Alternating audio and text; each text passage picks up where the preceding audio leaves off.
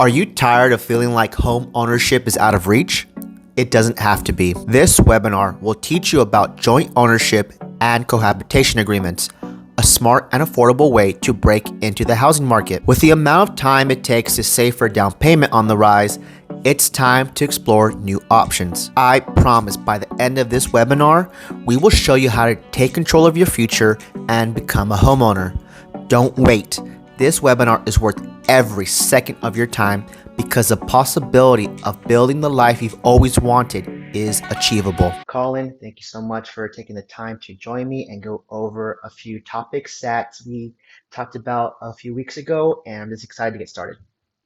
Absolutely. I'm glad to get this conversation going because I think it's an important thing for a lot of people that are both looking at entering the real estate market or that maybe are already in it.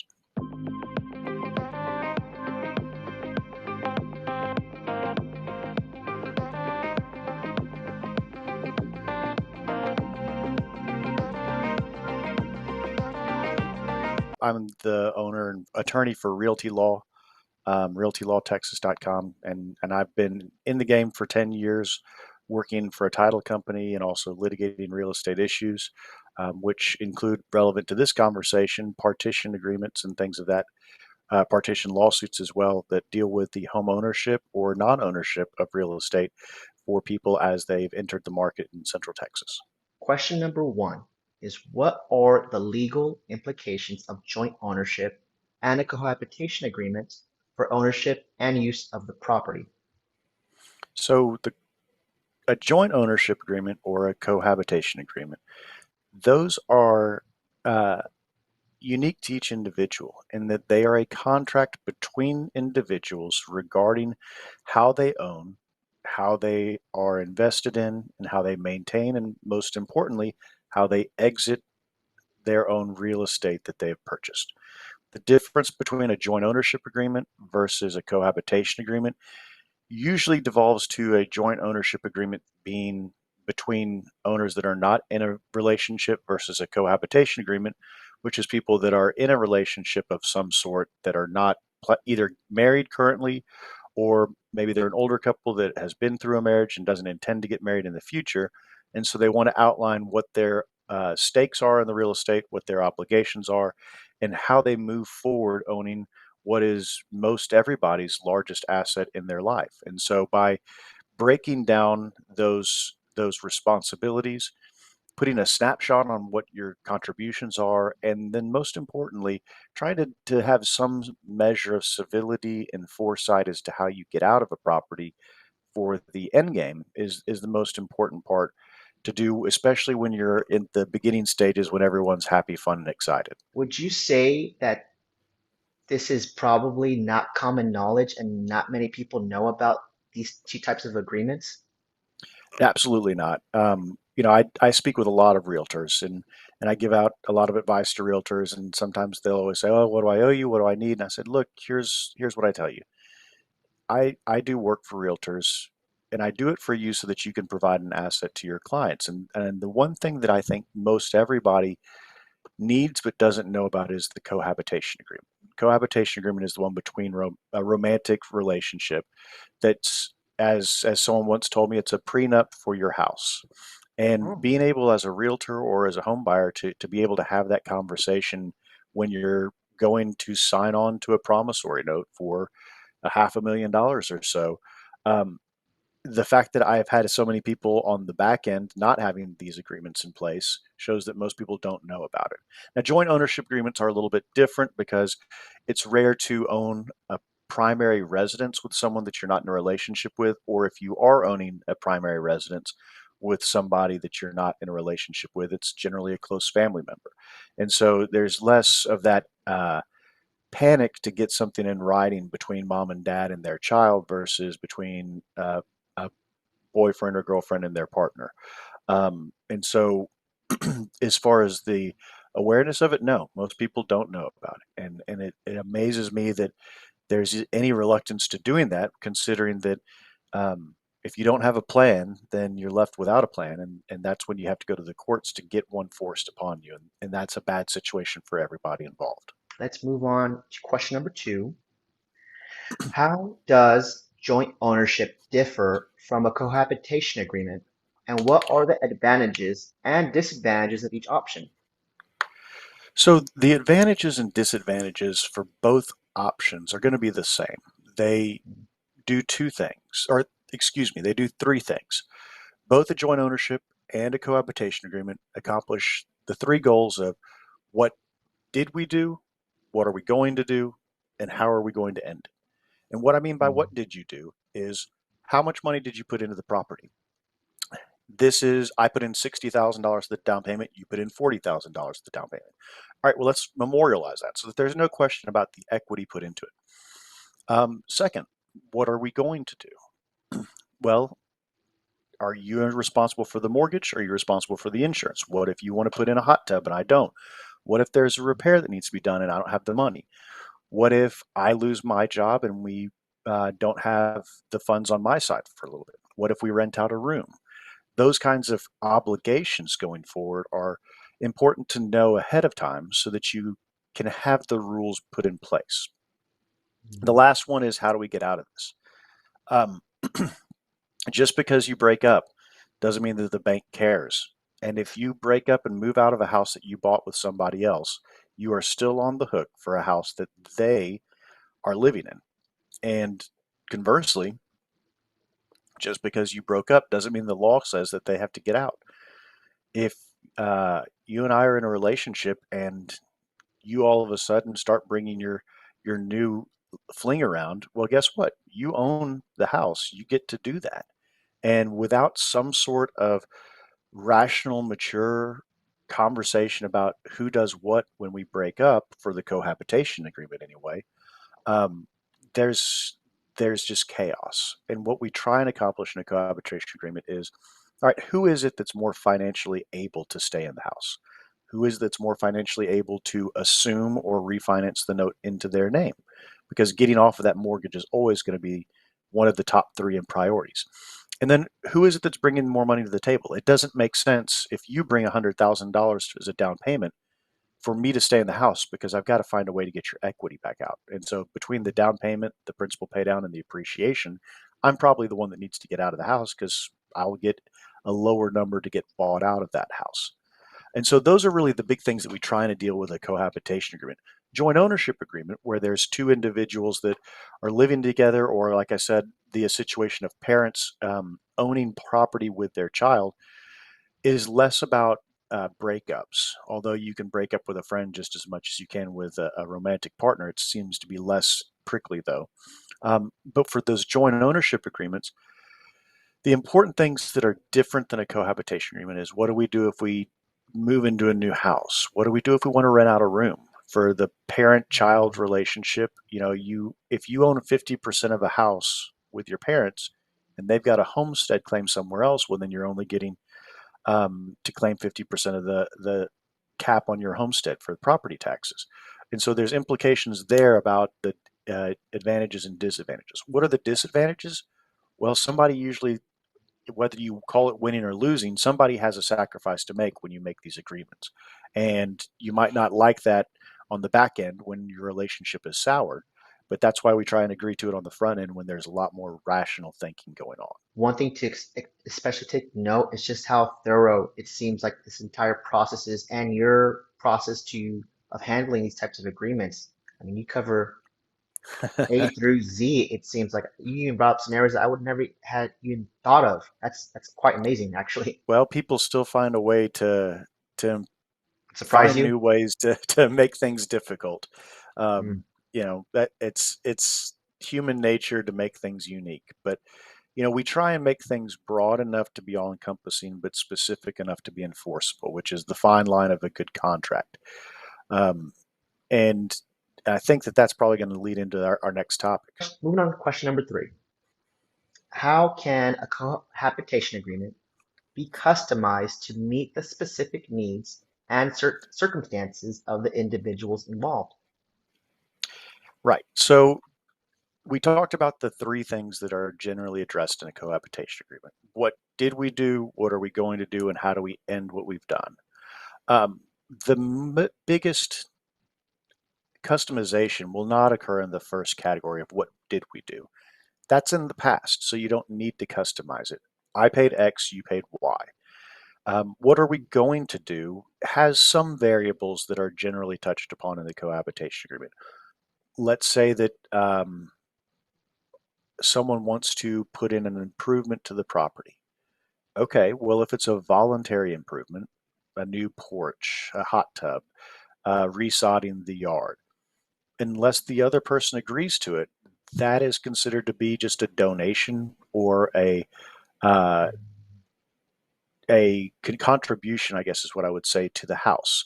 And when the house gets sold, if it brings $6,000 of value, well, congratulations, you get three extra $1,000 from what you contributed to the house. But you don't get to later say, I put in a $10,000 hot tub and I want to have that repaid to me, because that's not the agreement that we have. We try and make it to where you're working together on these things.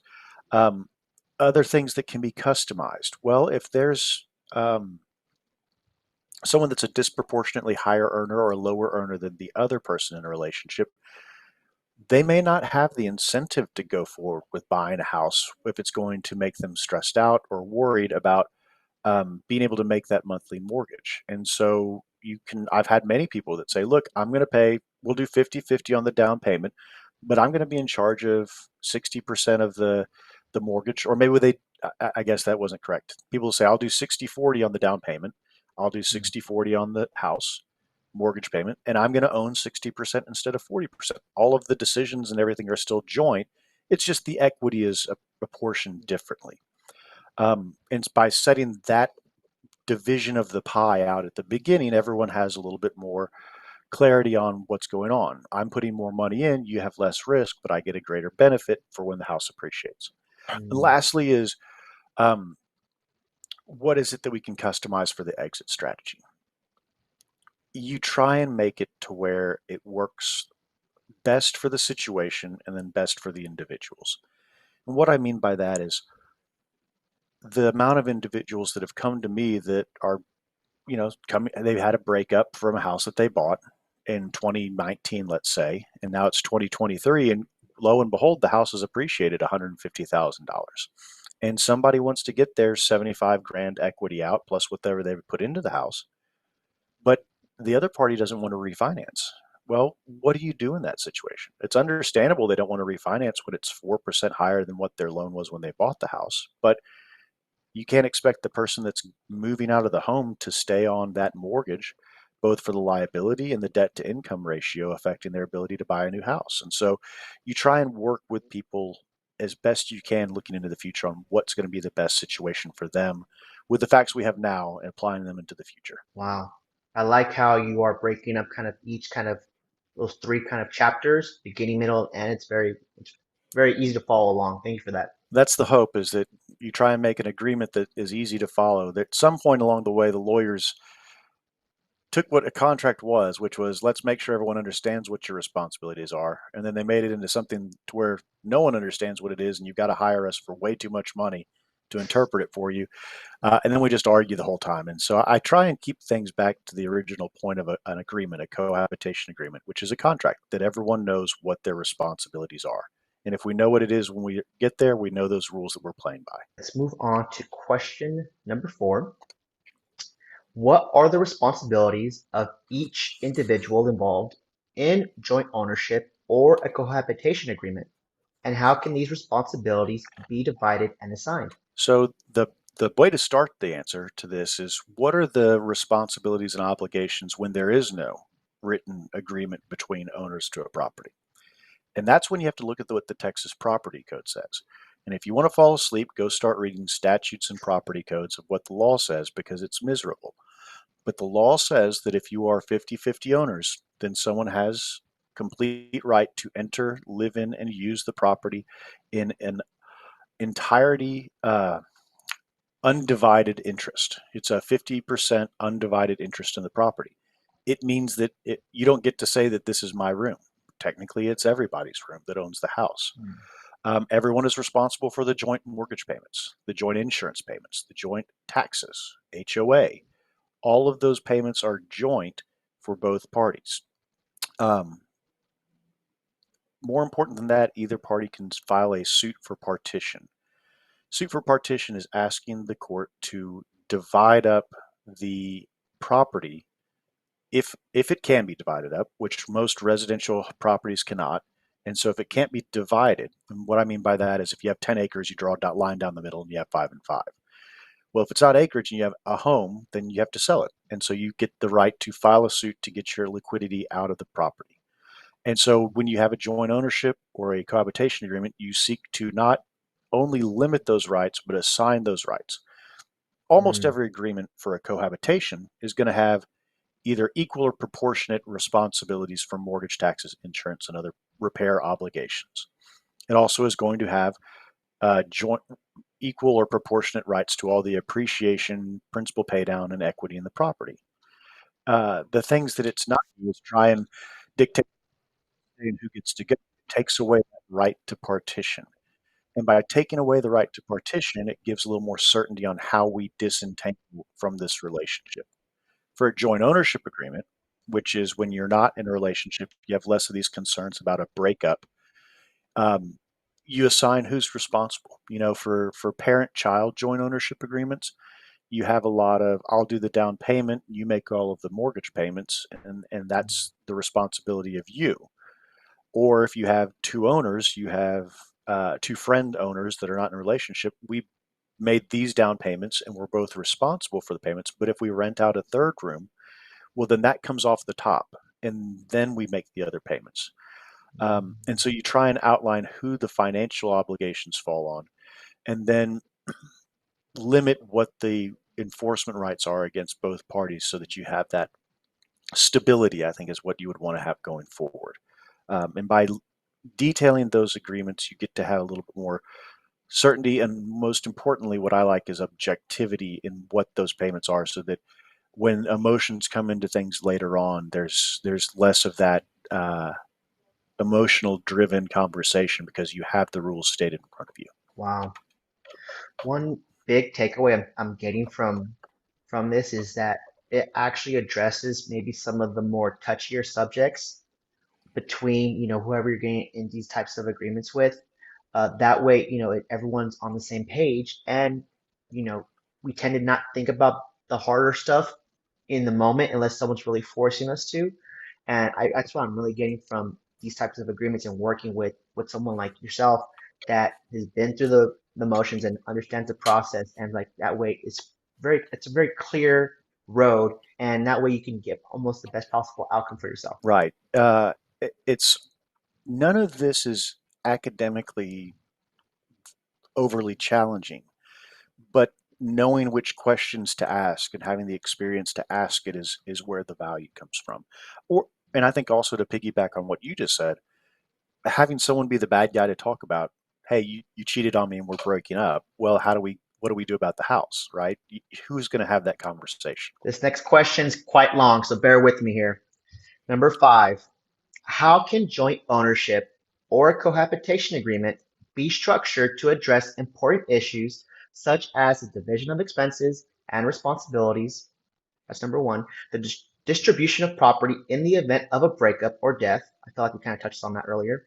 And other matters that may arise during cohabitation. The easy answer, luckily, is that it can be structured however you agree to it.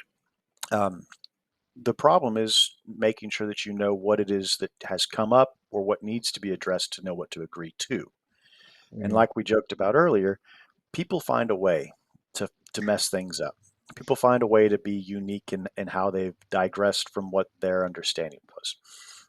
I think the most important thing that both a joint ownership and a cohabitation agreement that I draft anyway, I always try to impress upon whoever I'm representing that the most important thing isn't whether you're A or you're B, whether you get or whether you give, is that both parties know what the rule is. And what I mean by that is one of the hardest cases that I've had in my life, and not hardest emotionally or anything like that, but just mentally and time suckingly detail oriented and miserable, was a suit for partition between two people that were in a relationship and then were no longer in a relationship. They started, as everyone does, sharing expenses equally. It eventually went down the same path that most people in a cohabitation agreement do of hey, honey, I'm on hard times, or I just bought a new car, or you've got a promotion. How about I do the groceries? I'll take over the bills, and I'll take care of the car payment, and then you take over the mortgage. Well, when you do that, objectively speaking, to pull back the camera and look at what's going on from a documented financial perspective, you go from I'm paying half of what the mortgage is, I'm paying half of what the insurance is, I'm paying half of what the taxes are, to now you're paying all of it. And you're the only one that has a record of paying all of it. And I'm paying all the grocery bills. And whether it's right or wrong, whether or not we agreed to that or not, when we have a lawsuit that says I want my equity out of the house, if it ends poorly, you're going to say, this bum stopped paying payments for the mortgage in 2016. And for 7 years now, I've had to cover that half of the mortgage payment, and I deserve to get reimbursed it. And I'm going to say, no, that's not what our agreement was. I covered all of the utilities and the grocery bill. And so, what was a good intention start of 50-50 with a good intention but miseducated shift to utilities and mortgage, because it's all seen in the bucket of, monthly expenses, now has become something where you're paying me 375 an hour to go through your bank statements from 7 years ago to add up what your grocery bills are, to try and deduct that and credit it against whatever the mortgage payments were. And by having that rule that I put in my cohabitation agreements of, if a mortgage payment is made, unless it is explicitly agreed to in writing between the parties, it is presumed to be made for both parties equally, or pro rata, however you decide. But by making a hardline rule that if it's paid for both of us, it keeps us from having these oral side deals, because an oral agreement is worth the paper it's not written on. And so don't come to me talking about what was said unless you're willing to pay the money to bring in every witness that heard it to talk to a judge in the hopes that they believe you. Put it in writing first. First rule of anything legal is put it in writing. Writing can be an email, preferably not a text, but email, text is better than nothing. So um, I kind of digressed down the question and the answer that you asked because I wanted to get on my soapbox about that one issue. But I will tell you that that issue is what has made me really champion cohabitation agreements, because that case was so painful for everybody. The other attorney was fine, and we worked to try and get it done, but it just, the emotions were so high because there everything was for the taking. And so by you know, taking this and putting it here, we can narrow the issues so that if there are disagreements, and I don't think a cohabitation agreement can be airtight, but it can at least narrow things down to where you're not paying me $25,000 to figure out who gets $50,000 in equity, because that's a waste for everybody involved. And so by apportioning out those responsibilities, whatever they are, it gives you that certainty on the back end that you're making a good investment. And what's your best case scenario? Your best case scenario is you go through this whole exercise, you have some good conversations, and then everything turns out okay and you never need it. It's like an insurance policy that never gets called upon. And if that's the worst case or the best case scenario, then great for you. Wow.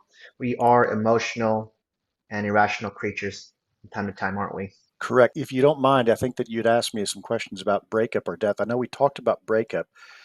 Death, if I can just finish to answer your question completely now that I'm off my soapbox. Um, a cohabitation agreement's not a will. Mm, And unless you choose to own the property as a joint tenant with right of survivorship, then your interest in the property will be owned as a joint tenant in common. Those are legal terms. What that means is a joint tenant with a right of survivorship is an election you have to make. It allows for two joint owners of a property to have their interest in the property automatically go to the other owner upon their death. It's mm, probably not appropriate for people that aren't married, just unless you don't want your parents or your kids or whoever else to have it. That being said, I know plenty of people who don't want their parents to get whatever equity they have in the house, so it may be appropriate. But if you don't have that right of survivorship language, and title companies, when you close and purchase a house, will not let you start your title as owning it with a joint tenant with a right of survivorship. You have to get to a lawyer after the close. The default is tenant in commons. And that means that when I die, My one half interest goes either under the terms of my will or under the terms of the Texas probate code. Yet another statute and code that's very boring. Um, Judge Herman in Travis County actually has a wonderful PDF chart that I think could be included with this that talks about the ownership of real estate when you're unmarried, uh, and how that goes. And I call it the bouncing ball. It goes down to your kids, up to your parents, and if they're both deceased, down to your siblings. And if there's no siblings, then it goes up to your aunts and grandparents, and I think down to the aunts and uncles.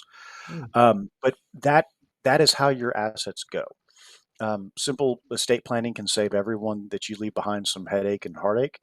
But the cohabitation agreement, because it is not something that has to be admitted to probate, and because we don't want it to have two witnesses and a notary and signatures and initials and on every single page, is not the appropriate vehicle to do your estate planning for. But that's how you do address what goes on with your property, and it's a question that you probably need to have answered so that you know what happens to the house whenever you're done with it. I got a little confused. So the rights of survivorship, does that fall under both agreements or is it just one that would work for? The right of survivorship actually falls under neither. That Either. is a way that you can hold title to the property. The actual recorded document with the county, the warranty deed, will have the ownership shown uh, as joint tenants or as joint tenants with a right of survivorship. And by Mhm. having that election done, you can have that special ownership transfer take place. But it is not something that goes in the cohabitation agreement um, alone. It has to be recorded as of record with the county in the title. And so most people, when they choose to go that route, will redeed the property to themselves and their significant other. Colin Newberry and John Doe as tenants in common, deed to Colin Newberry and John Doe as joint tenants with right of survivorship. And that's what effectuates that and transfers that to the way that we're talking about now. Question number 6. We are halfway through this. What are the tax implications of joint ownership and a cohabitation agreement, and how can these implications be managed and minimized? Lawyers love to say two things: Hmm. it depends, and talk to Hmm. your accountant. Hmm. I'm not a CPA, and so I can't give you detailed tax advice, but I can tell you that there are certain real estate specific tax implications that are important to know about. Um, the first one is for a joint ownership agreement. The homestead cap exemption, or the homestead cap, or the homestead exemption, because they're two different things, only applies if it's your primary residence, and you have to own it for it to be your primary residence. Meaning, if you and I own a property together, well, the fact I have 50% and you have 50% still allows for the full homestead protection and the full homestead cap for property tax values. And what I'm talking about there, just so that everyone knows, is in Texas, if your property is worth $1 million and next year the valuation goes to $1.2 million, if it is your homestead, the value that you're taxed at, not the market value, but the taxable value, is capped at 10% growth per year. And so even though it went from a million to a million two, you don't pay taxes on 1.2. You only pay taxes on a million plus 10%, $1.1 million. If, on the other hand, I own 50% and you own 50%, but you have your own separate homestead, and so this is not claimed as a homestead, well, then I can only get a 10% cap on the 50% that I own. And so that means that I would have to pay taxes on 1.15 million because I only get half of the cap applied to it. So $50,000. And so when you have that joint ownership agreement, you need to make sure that you're either dealing with percentages that make sense, homestead issues that make sense, all of that is what you need to have happen. A secondary issue that I had someone bring up that I thought was very smart was uh, someone had bought a house. They were doing it with a friend. The friend had some money they wanted to invest into the Austin market. They wanted to get into a home. And the requirement that the person that was going to be living there had, in addition to some other things that were very responsible, but they were needing this money, was, look, you can't make me sell this for 2 years. There's a lockup period. And the reason for that is there's a capital gains tax exemption. Hmm. If you live in a property for 2 years, you don't get taxed on as a single person the first $250,000 of profit of that house. And so those are some other considerations that people take into effect when they're putting these joint ownership and cohabitation agreements together. But as far as taxing goes, the homestead exemptions are really the most important things that you'll have, with the capital gains exemption kind of following up on that.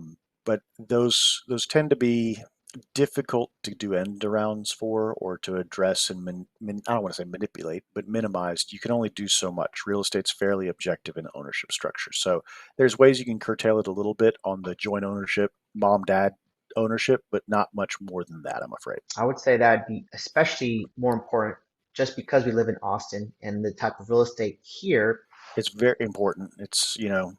We don't pay sales tax because we pay a whole bunch in property tax, but Hmm. that doesn't mean that you should give up whatever reductions you can get. So we're coming towards the end here. So question number 7. What is the process for transferring ownership or ending a cohabitation agreement, and what are the legal requirements involved? The legal requirements are whatever you agree to. Once again, this is a private agreement between the two owners, but there are certain baselines that every owner, whether they're the in partner or the out partner, that they would want to look at. And what I mean by that is, uh, in the agreement, someone has to be the first one with the right to stay, which means that someone's the first one with the right to leave or the obligation to leave, depending on how you look at it. And so the things that are always important as far as cohabitation agreements is that making sure that you know what the ownership equity is. If you don't have records from 7 years ago of what you put into the house for the percentages of the down payment, that's always a problem. But that snapshot's pretty easy. The second thing is going to be, well, let's get a clean break. The purpose of a cohabitation agreement is to give timelines, obligations, and deadlines for ending the relationship on the business side of it as opposed to the emotional side of it.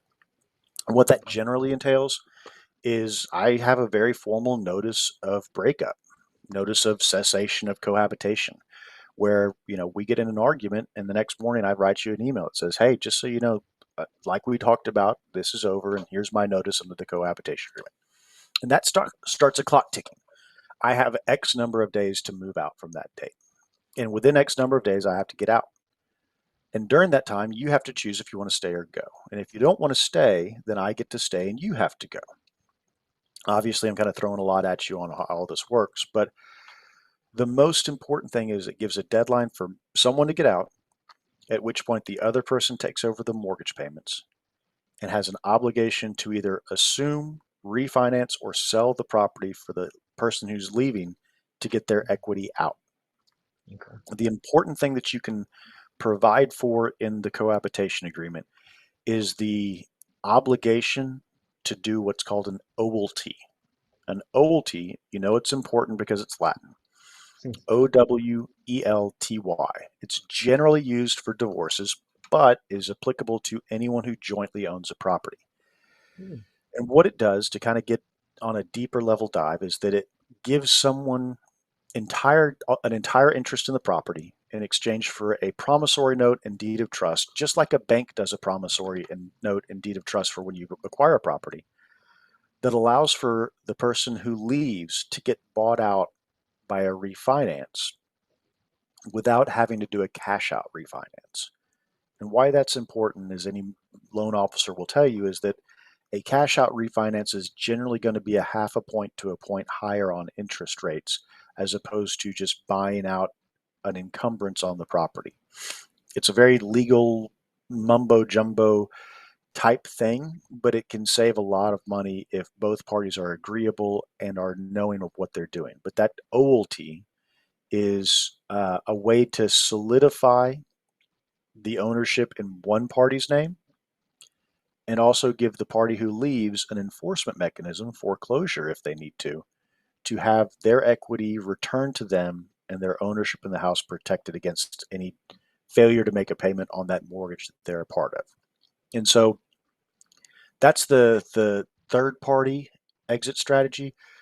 If you can do an assumption to get someone off the mortgage, if you can refinance to get their name off, if you can pay it off, if you can just write a check, because there are people that can do that, that's fine.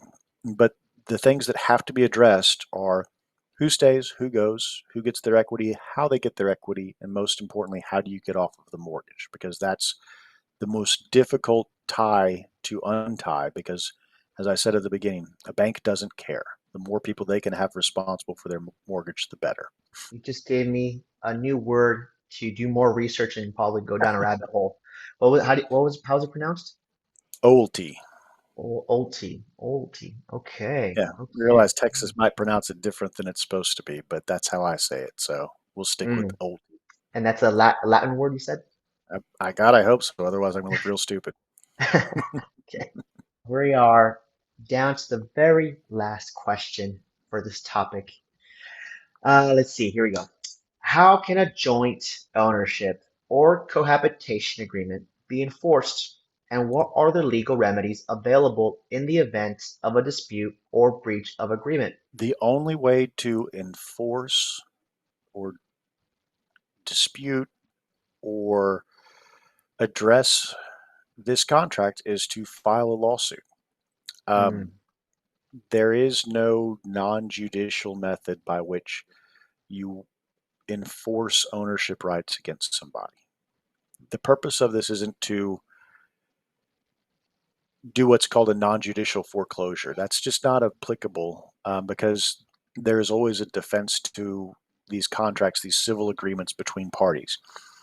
However, just because the ultimate enforcement mechanism is a lawsuit, and a lawsuit can both seek to have an eviction, it can seek to have monetary damages, it can also seek to have what's called specific performance, which is, mhm, okay, great, I don't want to evict you because I'm the one that's moving out, and I don't want to have monetary damages because I just want my equity out. I want specific performance, which is you either have to refinance or sell this property so that I can get my down payment and equity out of the house. And so specific performance is the enforcement of action taken by a party, or if not taken by a party, taken under order of a court for that purpose. And so specific performance is the most important part of a cohabitation agreement, because it can allow a judge to order the house to be sold, to have attorney's fees that were necessary to enforce that agreement be deducted, to have someone evicted, those kinds of things. But while I tell you that the enforcement mechanism ultimately is with the courts, the hope is that by having this documented, having this black and white, having this objective agreement put together, you don't have to go to the courts, because there's, like I use the example, we're going from here to here on what the issues are. And once again, I don't know if I've ever done a perfect cohabitation agreement because I've never met a perfect couple. And mm, so there are ways that people will have disagreements. And I think that there's a lot of disagreements that can still come about that are entirely bona fide and legitimate and not in bad faith, but they're maybe seen through the lens of the emotions of a breakup. But if the agreement is, about $12,000 for a landscaping of a yard versus $120,000 for the down payment of a house, you can work those $12,000 issues out a lot more easily, than you can the bigger ticket issues. Because at a certain point, you don't have much choice but to try and go for broke if you are broke. And so by limiting what the issues in dispute are, you can avoid lawsuits by having those obligations put together that detail objectively what your obligations are, and objectively are backed up through payments, agreements, emails, mortgages, principal balances, broker price opinions. That's part of, I guess, one of the things I would last say is, we try and even put the mechanisms down for how you sell the house. Hey, we bought it with Omar, we're going to sell it with Omar. And so he's the one that gets to tell us what the price is. And if he puts it at the price X and hadn't sold in 30 days, we would do 10% a month until it goes and sells. Um, mm.